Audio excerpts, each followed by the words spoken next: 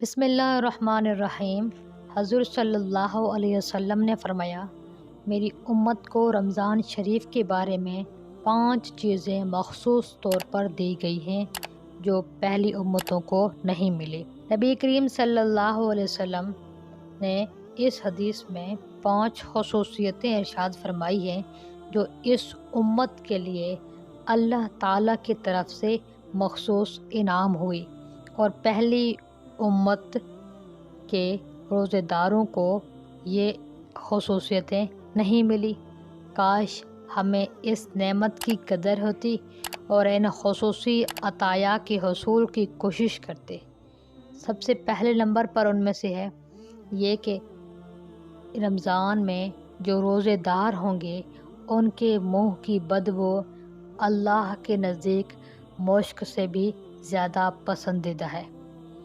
Number 2 یہ کہ روزے داروں کے لیے دریا کی مچھلیاں تک دعا کرتی ہیں اور افطار کے وقت تک دعا کرتی رہتی ہیں۔ نمبر 3 جنت ہر روز ان کے لیے آراستہ کی جاتی ہے۔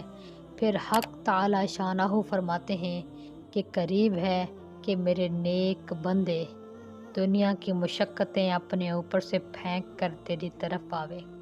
نمبر 4 اس مہینے میں سرکش شیاطین قید کر دیے جاتے ہیں کہ وہ رمضان میں ان برائیوں کی طرف نہیں پہنچ سکتے جن کی طرف غیر رمضان میں پہنچ سکتے تھے۔ نمبر 5 رمضان کی آخری رات میں روزے داروں کے لیے مغفرت کی جاتی ہے۔